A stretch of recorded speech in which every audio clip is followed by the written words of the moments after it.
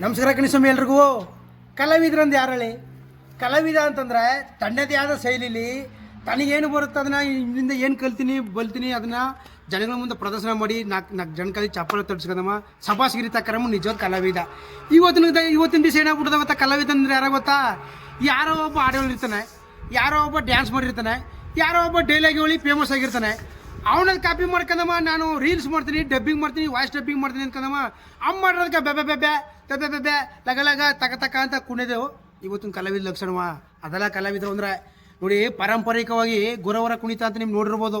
ಅದನ್ನು ತಲೆ ಮೇಲೆ ಕರಡಿ ಗುಂಜ ಹಾಕಂದಮ್ಮ, ರುದ್ರಾಕ್ಷಿ ಮಾಲ ಹಾಕಂದಮ್ಮ, ಕೆಂಪುನ ವಸ್ತ್ರ ಹಾಕಂದಮ್ಮ, ಊರ ಮೇಲೆ ಬಡ ಬಡ ಬಡ ಬಡ ಬಡ ಬಡ ಬಡ ಬಡ ಬಡ ಬಡ ಅನ್ಸ್ಕೊಂಡಮ್ಮ ಕಡಬಡ್ನಾಗ ಗೊತ್ತಿದ್ದ ಕವಡ ಸಾವಿರ ಹಾಕಂದಮ್ಮ ಕಡಬಡ ಅಲ್ಲಾಡ್ಸ್ಕೊ ಗೊತ್ತಿರು. ಅವ್ರು ನೋಡಿದ ತಕ್ಷಣ ಸಮಯ ಬಂದರು ನಮ್ಮ ಗೊರವಪ್ಪನವರು ನಮ್ಮ ಭಿಕ್ಷೆ ಮಾಡಿ ಅವ್ರಿಗೆ ಹಾಕ್ತಿರು. ಆದ್ರೆ ಇವತ್ತಿನ ಪರಿಸ್ಥಿತಿ ಏನಾಗ್ಬಿಟ್ಟದಂದ್ರೆ ಒಬ್ಬ ಎಲ್ರಿಗೂ ಮೇಕಪ್ಗೋಸ್ಕರ ಕಡಬಡ್ನಾಗ ಮಾಡ್ತಿದ್ದಾರೆ ಹೊರತು ನಿಜವಾದ ಕಡಬಡ್ರು ಅಥವಾ ಗೌರವರು ಯಾರು ಗೌರವನೇ ಇಲ್ಲ. ಆಮೇಲೆ ಅವ್ರ ಪರಂಪರೆಯವರು ಇದನ್ನ ಬೆಳೆಸ್ಕೊತಾ ಇಲ್ಲ. ಬಿಟ್ಬಿಟ್ರೆ ಇವಾಗ ನಾಪ ಊರ ಮೇಲೆ ಕರಡಿ ಗುಂಜಕ್ಕೆ ಕುಣಿತಿದ್ದೆ, ನಾನು ಕುಣಿಯಕ್ಕೆ ಹೋಗ್ಲೆ ಅಂತಾನೆ ಇದು ಈ ಪರಿಸ್ಥಿತಿಗಳು.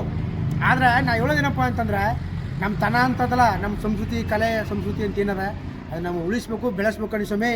ನಮ್ಮ ಚಾಮರಾಜನಗರದಲ್ಲಿ ಮನಮಣ್ಣಿಗೂ ಮಂಟೇಸ್ವಾಮಿ ಸಿದ್ದಪ್ಪಾಜಿ ಪಾರ್ವತಿ ಗುಡ್ರವ್ರೆ. ಯಾಕೆ ಅವ್ರೆ ಅಂತಂದ್ರೆ ಇಲ್ಲಿ ಪರಂಪರೆ ಪವಾಡ ಪುರುಷರ ನೆಲೆ ಇದು ನಮ್ಮ ಚಾಮರಾಜನಗರ. ಇಲ್ಲಿ ಅದು ಇರೋದ್ರಿಂದ ಅದನ್ನ ಇನ್ನೂ ನೀಲಗಾರರ ಪರಂಪರೆ ಬೆಳಕ ಸಿದ್ದಪ್ಪಾಜಿ ಮಂಟೇಸ್ವಾಮಿ ಪರಂಪರೆ ಬೆಳಕ ಹೋಯ್ತದೆ. ಆದರೆ ಈಗ ಯಾರೋ ನಾನು ಗುಡ್ರನ್ನ ಬಿಡ್ಸ್ಕೊತೀನಿ, ನಾನು ದಾಸನ ಐತೀನಿ, ಜೋಗನ ಐತೀನಿ ಅಂದ್ರೆ ಒಬ್ರು ಆಗಲ್ಲ. ಯಾವಾಗ ಅಪ್ಪ ಹಾಕದ ಅಲ್ಲಿ ಮರ್ಕೊಂಡು ನಮ್ಮ ಜ್ಞಾನಾಕರಮ್ಮ ಅಂತಾರೆ, ಅದು ಬಿಟ್ಬಿಟ್ಟಮ್ಮ. ಈಗೇನಪ್ಪ ಅಂತಂದ್ರೆ ವ್ಯಾಸಭೂಷಣ ರೀಲ್ಸ್ ಮಾಡೋಕ್ಕೋಸ್ಕರ ಮಾತ್ರ ನಾನು ಶಿವನ ಅವತಾರ ಹಾಕಂದ್ರೆ ಮೇಕಪ್ ಮಾಡ್ಕೊಂತೀನಿ, ಪಾರ್ವತಿ ವ್ಯಾಸ ಹಾಕಂದಮ್ಮ ನೃತ್ಯ ಮಾಡ್ತೀನಿ, ನಾನು ಕಂಡೆ ಮುಂದೆ ದೇವ್ರು ಬಂದ್ರೆ ಕುಣಿತೀನಿ ಅಂದ್ಬಿಟ್ಟಮ್ಮ. ಬರೀ ನಾಟಕೀಕರಣ ಮಾಡ್ತಾರೆ. ನಾಟಕೀಕರಣದ ಜೀವನ ಬೇಕಾಗಿ ಮಾತು ಹೇಳಿದೆ ಅಂತಂದ್ರೆ ನೋಡಿ, ಕಲೆ ಸಂಸ್ಕೃತಿ ಪರಂಪರೆ ಬಗ್ಗೆ ನಾ ಯಾಕೆ ಇಷ್ಟು ತನಕ ಈ ಮಾತು ಹೇಳಿದೆ ಅಂತಂದರೆ, ಹೊಸ ಸಿನಿಮಾ, ಈ ಸಿನಿಮಾದಲ್ಲಿ ಯಾರು ಪ್ರಕಾಶ್ ಅಂಬ್ಳೆ ಅಂತ ನಂಜನಗೂಡಿನವರು ಹೊಸ ನಿರ್ದೇಶಕರು ಒಂದು ಕಾಲಘಟ್ಟ ಅಂತಕ್ಕಂಥ ಸಿನಿಮಾವನ್ನು ಮಾಡ್ತಾರೆ.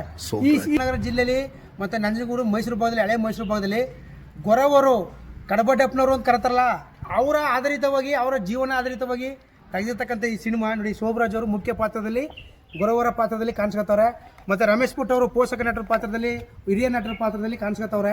ದಯಮಾಡಿ ನಿಮ್ಗೆ ಯಾಕೆ ಹೇಳ್ತೇವೆ ಅಂತಂದರೆ, ಈಗಿನ ಬಂದಿರ್ತಕ್ಕಂಥ ಹೊಸ ಕಲಾವಿದರುಗಳು ಹೊಸ ನಾವೀನ್ಯತೆ ಆಕ್ಟಿಂಗ್ಗಳು ಮಾಡ್ತಾರೆ. ಅದರ ಮಾಡಬೇಕು ಅಂದರೆ ಇಂಥವರೇ ಬೇಕು.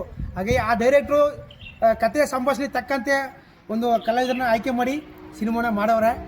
ಎಲ್ಲರೂ ಬಂದು ಕಾಲಘಟ್ಟ ಸಿನಿಮಾನ ನೋಡಿ ಒಳ್ಳೆಯದಲ್ಲಿ ಕಲಾ ಪೋಷಕರನ್ನ ಬೆಳೆಸಿ ಅಂತ ಹೇಳ್ತಾ, ಮತ್ತು ಈ ಕಾಲಘಟ್ಟನ ಸಿನಿಮಾಕ್ಕೆ ಒಳ್ಳೆಯ ರೆಸ್ಪಾನ್ಸ್ ಸಿಗಲಿ, ದಿನೋತ್ಸವವನ್ನು ಆಚರಿಸಲಿ ಅಂತ ಈ ಮೂಲಕ ಕೇಳ್ಕೊತಾನೆ. ನಮಸ್ಕಾರ.